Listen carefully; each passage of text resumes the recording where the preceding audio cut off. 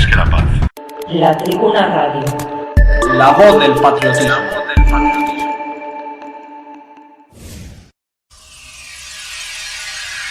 La política bipolar de izquierdas y derechas sirve al mismo amo internacional. Nada en ella hay de espiritual. Es tiempo de una tercera posición, de una nueva opción. Hombres y mujeres orientados, nobles y despiertos, ejerciendo su derecho político. A la función regia aspirarán y la metapolítica expresarán. Metapolítica. Un espacio para reconocer personas, obras y organizaciones de nuestro tiempo, que con su trabajo visible luchan contra el nuevo orden mundial.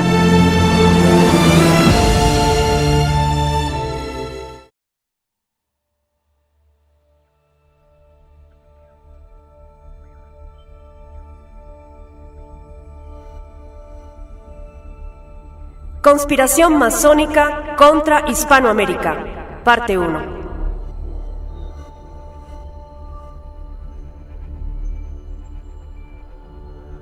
Vamos a ver el problema de la conspiración sinárquica contra el imperio incaico, pero sobre todo, tratando de llegar en breve al lugar actual de nuestros países, donde estamos viviendo las consecuencias patentes. Junto al misterio de Belicena Vilca, vienen girando otras obras colosales, como las de Jacques de Maillet y Robert Scruton, que debían ser leídas por el autor para poder dar soporte cultural a lo que, siendo revelado, no podía sin embargo ser lanzado a la divulgación en ausencia de referencias.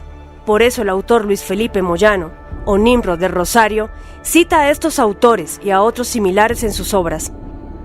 Para entender esta cuestión entre lo revelado y lo investigativo, hay que remitirse a la obra de Pablo Santa Cruz de la Vega, Proyecto Omnis, ojalá en sus dos partes, donde se explica la razón por la cual ni la obra ni el autor de lo que es el libro protagónico en el catálogo de su editorial son para tomar como otros tantos relieves de la cultura. Con esta enmarcación previa ya podemos partir de unos puntos muy importantes que nos llevarán a comprender rápidamente la conspiración que nos compete. Primero, hubo una Atlántida.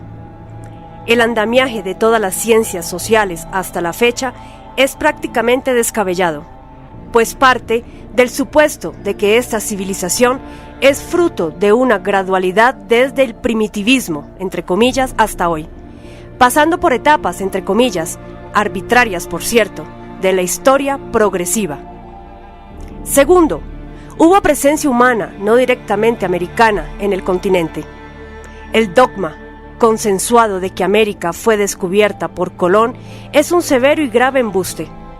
Tercero, durante la Edad Media, desde su fase oscura hasta la tardía, se procesó una conspiración similar a la que hoy nos aqueja. Un poder secreto estuvo a punto de concretar su plan de gobierno mundial. A América llegaron europeos en parte por consecuencia de una guerra esotérica, tan secreta como el complot simultáneo. Cuarto, la fase final de tal conspiración judeo-cristiana y la guerra secreta aparejada vino con la conocida colisión entre los gibelinos y los güelfos. Lo que no es conocido es que el Renacimiento está ligado por remanencia con tal colisión, que el aspecto esotérico de la misma prosiguió y que el nacimiento de la modernidad fue fruto de los triunfantes güelfos, mientras en Europa venía el Renacimiento y la conspiración iba pasando poco a poco del plano de la ideología religiosa al de la ideología política. Aquí en América se expandía el imperio incaico o Tahuantinsuyo. El significado de esto es que la batalla que se perdió en Europa se ganó en América. La Tribuna Radio de España. Por mucho tiempo en América hubo una verdadera Europa, y este acerto hace grave daño al dogma oficial de las humanidades, según el cual aquí hubo unos indígenas que repentinamente fueron agredidos por los europeos, cuando en verdad ahí la referencia es a algunos europeos en particular. Paradójicamente, ese enfoque tiende a ser eurocéntrico para relatar la historia. Estas 4 consideraciones nos permitirán ir argumentando el resto de la exposición.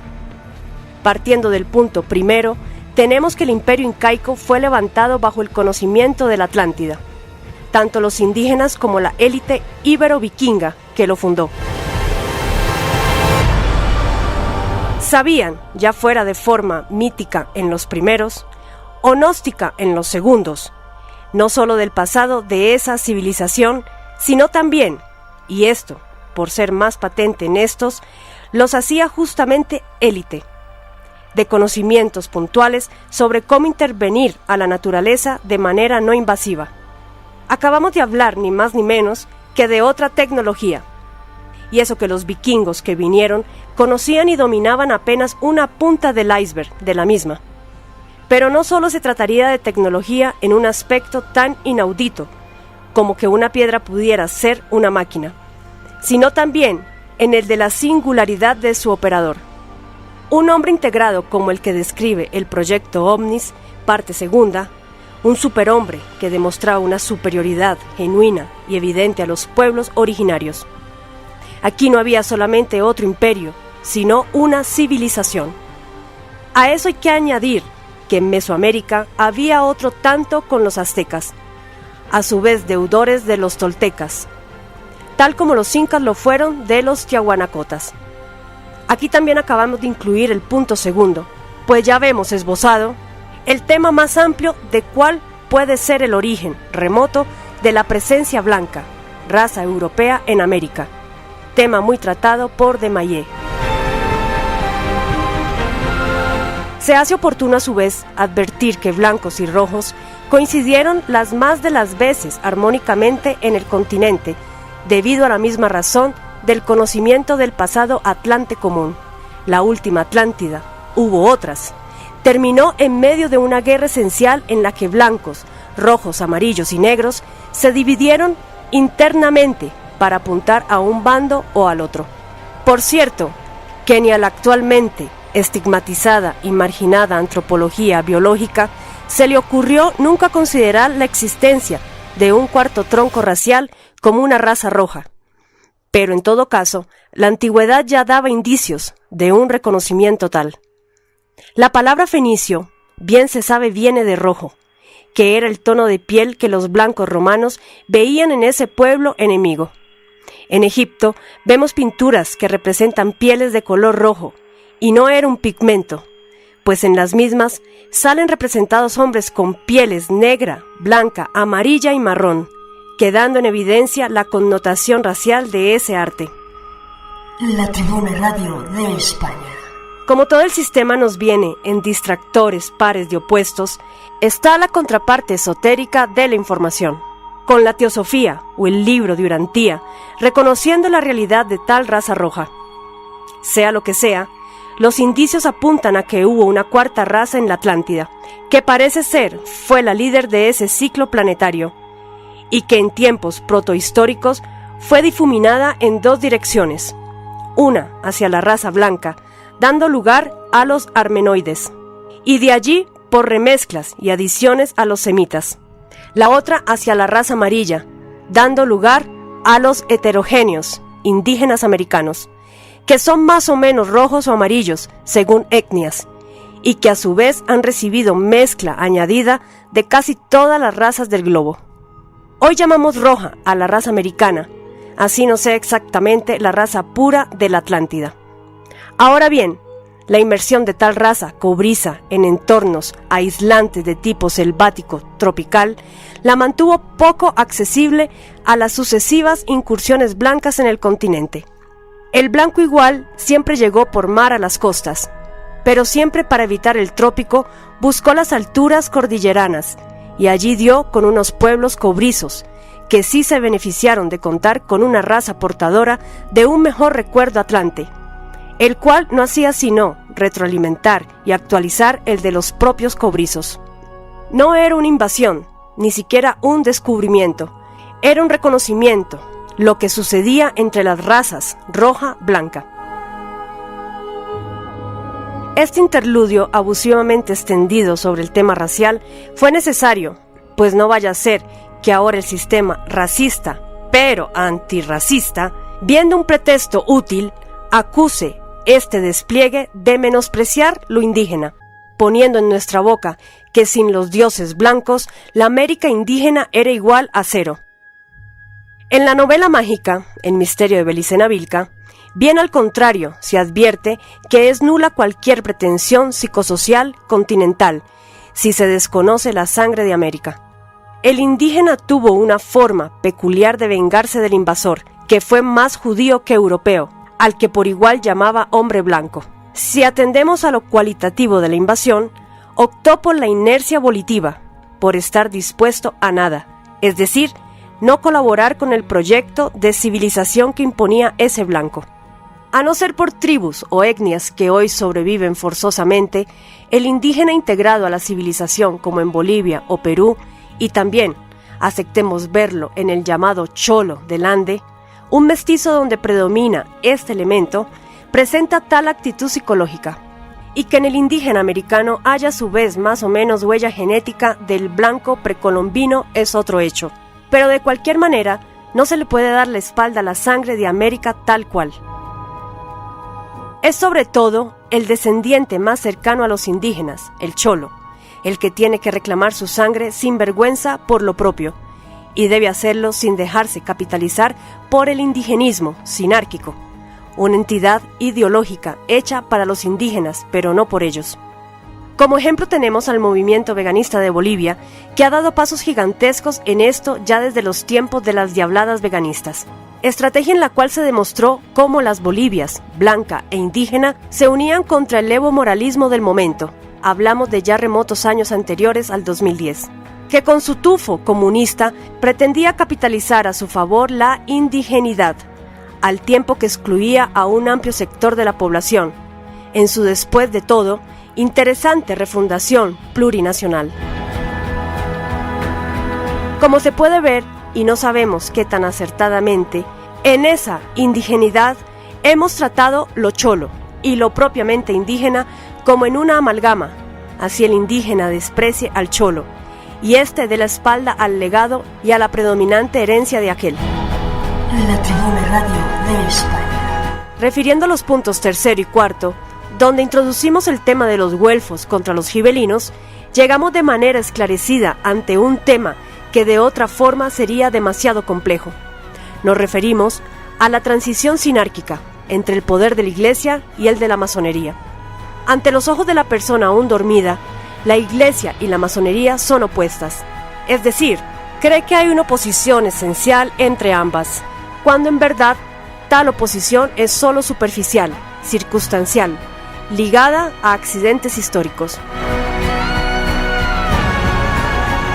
De cierto que sí ha habido un enfrentamiento, como lo puede haber hoy entre el socialismo del siglo XXI y el imperio galo-anglo-israelí, Estados Unidos, OTAN, Israel, o como lo hubo entre los bloques de la Guerra Fría, pero tal dialéctica hay que saberlo ubicar como la mera superficialidad de instancias cada vez menos relevantes a nivel jerárquico y hasta como ocasional simulación teatral de cara a las masas.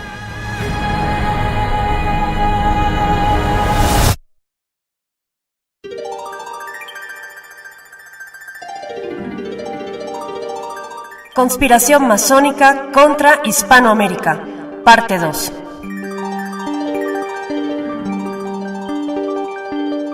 Recién nacida la Iglesia Católica, ya albergaba en su seno al agente conspirativo de ciertos sacerdotes responsables en lo posterior de la masonería operativa, la que justamente construyó las catedrales y toda la infraestructura arquitectónica y simbólica que consolidó al judeocristianismo en Europa. La Orden Templaria, brazo militar de lo que estuvo a punto de convertirse en una dictadura mundial de tipo teocrático.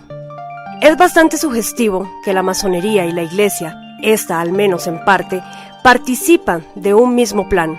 ¿Cómo no ha sido relevante para los estudiosos que las catedrales góticas, tal como hoy las Torres Gemelas que cayeron, fueran construidas por la misma mano? La masonería moderna, especulativa, lleva centurias luchando contra un judeo-cristianismo que ella misma, como su propio ancestro operativo construyó.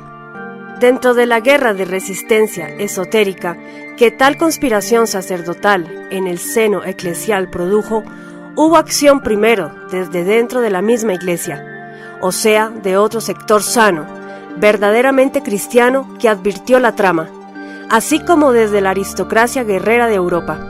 De ahí que la colisión de güelfos y gibelinos tiene el carácter patente de una lucha entre el poder regio guerrero y el papal sacerdotal. La Tribuna Radio de España. La Orden del Temple fue destruida por uno de los grandes actores de esta trama, como fue el rey Felipe IV el Hermoso. Sin embargo, hubo templarios de nivel esotérico relevante, no meras bases militares, posteriormente integradas a otras órdenes de caballería, que lograron huir. Unos lo habrían hecho en América y otros sobre todo a las Islas Británicas. Sobre los primeros hay que volver más adelante.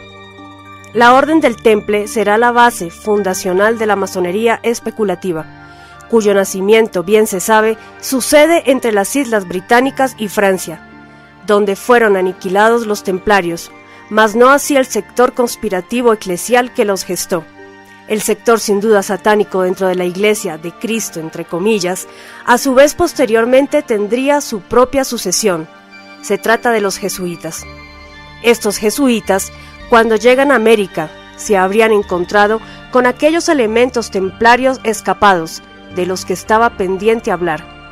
Lo que acabamos de descubrir brevemente es el empalme transicional entre una conspiración con eje en lo religioso, a una con eje en lo político. Jesuitas, sucesores de la Iglesia Golem, y de otra parte masones especulativos, sucesores de los operativos, son hasta la fecha las dos caras de una única conspiración. Los masones darían origen al mundo moderno, y en ese proceso han sostenido una tensión con la Iglesia Católica, única entidad en Occidente que, desde el plano teológico que le corresponde, ha logrado hasta cierto punto demorar los descarados planes de estos arquitectos, padres de la humanidad, entre comillas. Cuando la Iglesia realmente ha retrasado esos planes, sin duda, por la supervivencia de aquel sector sano dentro de la misma del que hablamos, luego las circunstancias aparentemente en el mismo sentido, también hay que considerarlas desde el posible teatro hostil entre jesuitas, católicos, entre comillas, implícitamente liberales, y masones, liberales, implícitamente católicos, entre comillas. Y entendamos a su vez allí, por católico, el plan de unificar desde el judeocristianismo a todas las religiones del mundo, como punto de la agenda del gobierno mundial, cosa en la cual vemos trabajando arduamente al amigo de la gente, entre comillas, Jorge Mario Bergoglio, Papa Negro, satanista del fin de la historia. La Tribuna Radio de España. La masonería especulativa, a su vez, creará una nueva ramificación. La una dará lugar a las revoluciones burguesas nacidas de la Ilustración, y la otra, esperando su oportunidad de influencia histórica, dará lugar al comunismo. Este descarado árbol ya lo tenemos dibujado mentalmente, el tronco en la Iglesia Golem. De ahí se desprenden dos ramas grandes que son los jesuitas y los masones. Serpiente bicéfala en reemplazo de los templarios, que no lograron el objetivo en tiempos premodernos. Y de los masones, a su vez, se desprenden las ramas del ala izquierda y derecha de la sinarquía. Tal vez que el plan se ha vuelto, al menos en apariencia, más político y laico que religioso y teológico. Los argumentos intermedios de este círculo ya salen por inercia. En América hubo otra civilización, hasta más avanzada técnicamente que la moderna que nos invadió. Contra esa civilización, el imperio incaico, en lo que atañe a Sudamérica, la sinarquía lanzó un ataque en dos fases, ambas dentro del terreno bastardo de la modernidad. Primero, colonizó, en el sentido estrictamente etimológico de lo que implica la figura de Colón, pues justo con o poco después de él vino el holocausto indígena de América, en el que de hecho no cayeron solamente indígenas étnicos, sino también europeos precolombinos. No pocos judíos como Colón vinieron en calidad de huéspedes del aparato eclesial militar español. Seguidamente, la masonería afianzó el plan de fondo conspirando contra la monarquía ibérica, mucho menos peor que la naciente modernidad europea, que ya la estaba desplazando allí mismo. Sin embargo, no se ha perdido la posibilidad de un renacimiento americano, toda vez que el imperio inca fue destruido solo materialmente. Su legado cultural, por más que se insista en borrarlo, sigue presente en territorios abarcados alguna vez por tal imperio, sin ir muy lejos, la misma actual Bolivia. La contextualización protohistórica y geográficamente intercalada entre lo europeo y lo americano era necesaria para no sacar de la nada el tema geopolítico en el que vamos a entrar. No podíamos hacerlo como si la descripción proviniera de un grosero noticiero de televisión que marca la complejísima situación actual en lo meramente inmediato. Ya que tenemos una visión tan amplia en tiempo y espacio de la sinarquía, podemos tener un abordaje ya no simplemente extensivo, sino asimismo comprensivo de la situación actual. Ya sabemos cómo conspiró la sinarquía, sea como cristianismo entre comillas, mercantilismo por el oro, templarios, jesuitas o masonería. Falta ver cómo conspira hoy, o por lo menos en las últimas décadas. Lo primero que se debe destacar es que después de la Segunda Guerra Mundial, los gringos han querido dibujar culturalmente a América Latina, justamente bajo el concepto de lo latín, entre comillas. Como nunca será posible deshacerse del todo de la argumentación histórica, recordemos precisamente que con Estados Unidos nace la primera nación absolutamente moderna, es decir, aunque las revoluciones burguesas correspondan a Inglaterra y Francia, potencias masónicas hasta hoy, en ellas sigue presente un elemento premoderno, una tradición europea milenaria. En Norteamérica, los masones, en cambio, parten desde cero, ya tomando como cero a la izquierda a los indígenas que casi exterminaron. Es llamativo a su vez algo que tampoco hay que pasar por alto, y es que la masonería anglosajona no se ha visto enfrentada a la Iglesia Católica de alguna manera importante, pues Inglaterra no tiene en esa rama del judeocristianismo al componente religioso velador de la sociedad tradicional. Ese judeocristianismo carece de una parte no sinárquica, además. Por lo tanto, el rumbo conspirativo por vía anglosajona debería ser visto aparte por razones didácticas. La Tribuna Radio de España. A los latinoamericanos migrados a esa nación del norte, la cultura del sueño americano los encasilla como latinos, de una manera en que aquí lo latino resulta despojado de su significado original. Entre otras degradaciones del concepto, resalta la de asociar todo lo que proviene del continente con el trópico, el Caribe, la salsa, etc. Una de las posibles razones de ello es que aquí, lo gringo entre comillas, parece creer que todo lo que proviene de la otra América, su patio trasero, es como Puerto Rico, su protectorado. Es cierto que lo latín, así entendido, efectivamente se irradia a otras zonas del continente más allá del Caribe, y que el migrante al norte crea una respectiva identidad urbana, pero también lo es que se irradia otro elemento no incluido hasta ahora, el andino. En Centroamérica, sobre todo en los países con importante herencia indígena, se comprueba un clima humano similar al de la zona andina de Sudamérica. Pero habría una diferencia entre lo latín y lo andino, que nos obliga a corregir lo recién dicho sobre irradiarse, uno y el otro elemento, más allá de sus centros. En verdad con lo andino no ocurre irradiación alguna, sino una coincidencia, una sincronía. Lo latín es algo que ha sido literalmente radiado, pues en parte por ondas de radio llegan al resto del continente las músicas y los referentes culturales del Caribe, que para lo gringo y la multiculturalidad parecen más adecuados de cara a la masificación. En zonas de tierra fría, en las montañas andinas vemos a poblaciones bailando reggaetón con la misma calentura de las islas caribeñas. Hay una fuerza masificadora interesada en destacar anormal y desequilibradamente ese referente de identidad del latinoamericano. Nada hemos dicho contra ese elemento en sí, y nos demorábamos para advertirlo, pues hay un enemigo muy atento de descalificar cualquier reivindicación de lo que al sistema no le gusta. Descalifica sacando de contexto los enunciados y valiéndose de pretextos que supuestamente se le otorgan como el de racista, nazi, antijudío, etc.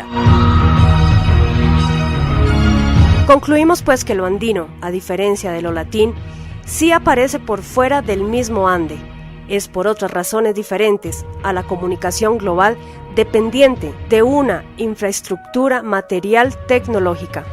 No queremos crear una intriga al respecto, simplemente se trata de la sociedad tradicional, que aparece en los Andes como en Centroamérica y otros lugares de Sudamérica, con una similitud general de tipo agrícola, campesina, introvertida, orientada al pasado y al campo, y no al futuro y a la ciudad, como si pasa con el artificio de lo latín. La masonería anglosajona, la responsable detrás de lo anterior, ha conspirado y conspira contra Américas Latinas, enfatizando en la intención de anular o marginar lo andino. En zonas que no son caribeñas, a la comunidad le llega un reflejo colectivo, distorsionado por la mediación de lo gringo. Repetimos que lo caribeño es una más de nuestras riquezas como continente, pero que lo yanqui, con su poder masificador mediático, lo capitalice a su favor ya es un problema. Muchas otras son las tácticas conspirativas de esa rama masónica contra el continente, pero aquí solo nos era oportuno fijarnos en la acción cultural antiandina, cualesquiera sean los medios empleados por la masificación para hacer sentir vergüenza al habitante de los Andes, de su idiosincrasia campesina, rural y montañera. En toda la zona andina, no solo la parte indígena en el sur, se respira un aire humano análogo al aire físico de las montañas, pero se trata de algo en extinción, que va muriendo a la par de la migración del campo a la ciudad, o de la urbanización del campo por medio de tecnología multinacional que moderniza, entre comillas, y proletariza al campesino. La Tribuna Radio de España. En Centroamérica hay algo tan parecido que, con el debido respeto, nos tomamos el atrevimiento de incluir lo mesoamericano en lo andino, caso en el que, a pesar de exceder los límites lingüísticos del concepto, no hay Andes en Centroamérica. Sin embargo, integramos en homenaje a la síntesis, amiga del acto, una serie de elementos comunes entre los cuales queremos ahora mismo subrayar el de un tipo de imperio común, entendiéndolo, claro está, como legado recuperable en contenido, no así en forma.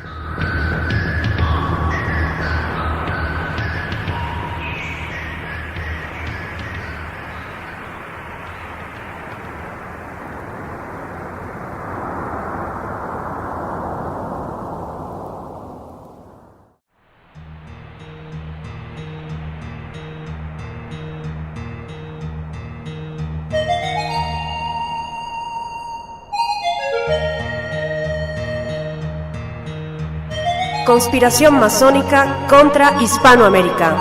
Parte final.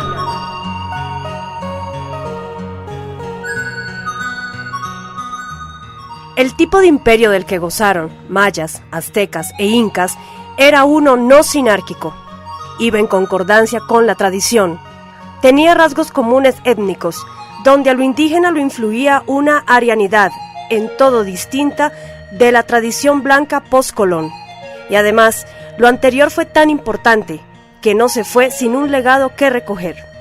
La masonería anglosajona, en su capilar gringo, dirige una conspiración contra el rescate de ese legado, y lo hace por una vía cultural, por ejemplo, lo que se decía con relación a lo latín, y por otra vía que es económico-militar, ya bien consabida.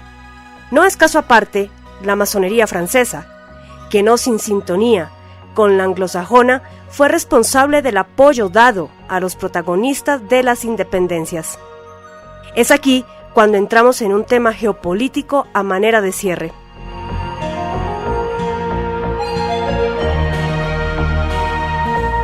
Actualmente, el globo se está nucleando en torno de bloques geopolíticos. Cuando Estados Unidos le ganó a la URSS, esperaba vía perestroika que esas repúblicas, sobre todo Rusia, se fusionaran rápidamente en la corriente globalizadora. China debió haber sido derrotada políticamente al modificarse económicamente y así correr parecida suerte. Ni una ni otra cosa sucedieron y hoy Rusia y China tienen en aprietos a Estados Unidos. La Tribuna Radio de España. El ala derecha de la sinarquía, el liberalismo, se encontró con un viejo enemigo en Rusia, el conservatismo. Y China, por su parte, sorprendió con su modelo globalizado hacia afuera e intactamente nacional comunista hacia adentro. Ese comunismo chino, bien sabemos, fue siempre independiente del monopolio internacional soviético, por lo cual es un comunismo de nombre. Corea del Norte, por cierto, al acabarse la URSS, pasó a la protección de China.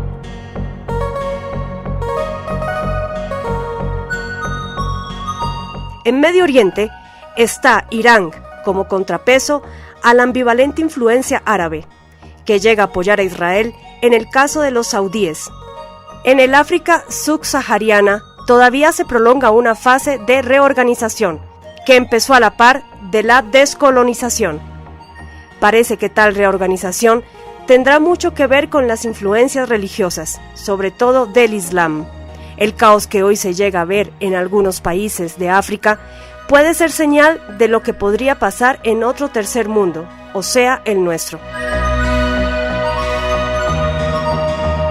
Eurasia se está consolidando como un bloque de serio contrapeso al eje anglo-israelí, pero la realidad de América Latina y África subsahariana de seguir las cosas así estará supeditada a cualquier sea la injerencia de uno y otro bloque, Eurasia y eje anglo-israelí, con el fin de ganancias geopolíticas de uno y otro lado.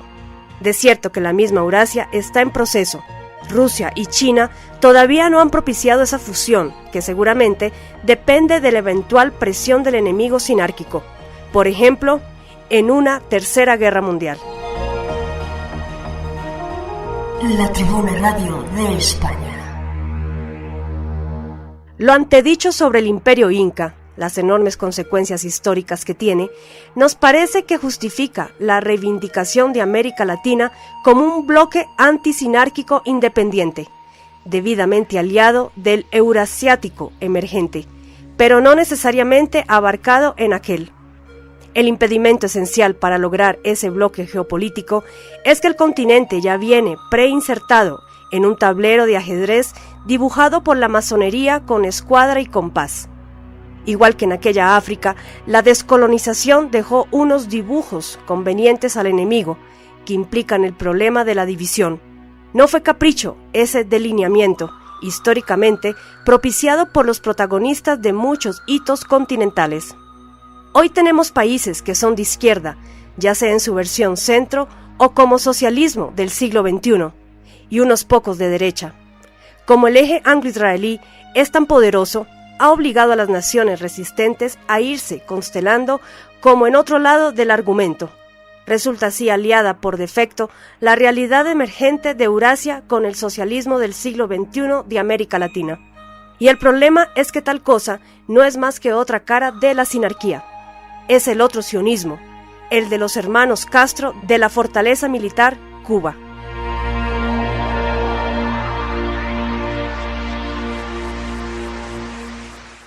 No es tan simple como que unos países resistentes a la hegemonía sionista se van organizando en coalición y entre todos derrotan a los gringos y sionistas. El argumento planetario no es tan predecible y téngase por seguro que esta situación tendrá su giro, su tremenda sorpresa, tal como ocurre en el cine. No puede ser de otra forma, pues la sinarquía ha planeado todo esto como una partida de ajedrez, con anticipaciones propias de un ingenio diabólico. Más complejo todavía es si consideramos un mapa invisible, paralelo al actual, con las verdaderas naciones espontáneas de la psicorregión. Argentina y Uruguay son una nación, no dos, y por fortuna, en su caso singular, la república fundada por los masones coincide más o menos con la nación humana en sí.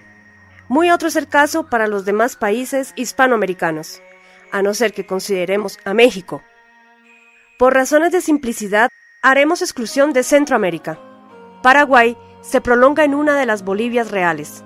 La Bolivia plurinacional indígena de Evo es una con Perú y Ecuador, así como con una de las Colombias, la andina del sur. Colombia, por su parte, es como un fractal del resto del continente en su heterogeneidad y arbitraria organización territorial que pasa por encima de naciones orgánicas compuestas por gente que sí es homogénea. Hay una Colombia costeña que se prolonga en una Venezuela, al otro lado de una frontera bien conveniente para armar guerras entre compadres. Hay una Colombia que es la típica mestiza en sí, en los Andes centrales y en la zona llanera. Esta también se prolonga en otra Venezuela. Hay una Colombia muy peculiar en la región paisa, aislada del resto de la realidad andina. Hay una nación como tal en parte del departamento de Nariño, la de los pastenses, a su vez prolongada en Ecuador. Sobre Paraguay sabemos lo complejo de su historia por la guerra de la Triple Alianza, en la cual claramente los masones refundaron ese país como les convino. Sobre el caso de Chile, basta con leer al escritor Miguel Serrano. Por él sabemos que no tiene como haber un solo Chile.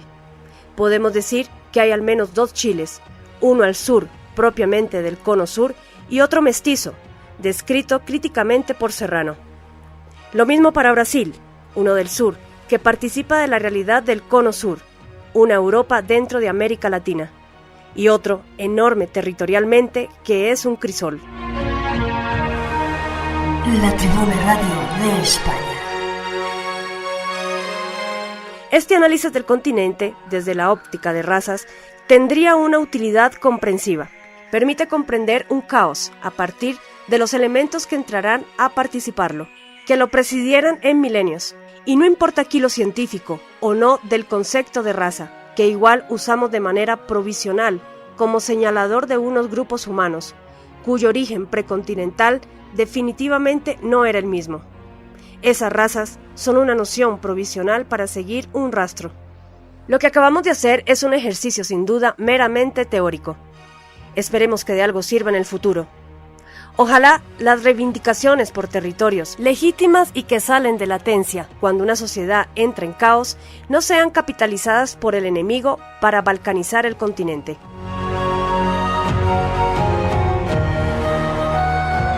Esos reclamos no son el problema, es algo connatural al sujeto humano a través de la historia, el autorreconocimiento en nacionalidades o naciones en sentido orgánico. Y repetimos, que no nos importa si detrás de esa tendencia humana está la raza por sí sola, o la etnia, la religión y el idioma de una comunidad. El caso es que la historia se escribió y se seguirá escribiendo por tal dinámica. Es más, el pueblo judío, que hoy gobierna el mundo y aventajó mediante la astucia a los demás pueblos, no obró de manera diferente. Hay que buscar la forma de que el regionalismo separador coincida estratégicamente con el nacionalismo integrador, que cree en Colombia o en Bolivia, a pesar de comprender su fundación masónica. Son dos fuerzas que deben hacerse mutuas concesiones, con vistas a que de manera sinérgica compliquen las cosas al verdadero enemigo. El mismo que inventó las mismas naciones que hoy destruye y el mismo que disolvió las verdaderas naciones que hoy ya no deja consolidar. Derrotado ese enemigo, podrá procederse a refundar el continente como un imperio compuesto por naciones reales, tal como tenía planeado el Tercer Reich si ganaba la guerra. Mientras tanto, las masas se irán dejando llevar por una lamentable inercia encaminada por la sinarquía, para que el mayor número posible de escenarios les sean favorables. No es posible evitar el tablero de ajedrez sobre el cual se posan nuestras naciones, debido a que una hegemonía sionista internacional está destruyendo las mismas naciones que dibujó.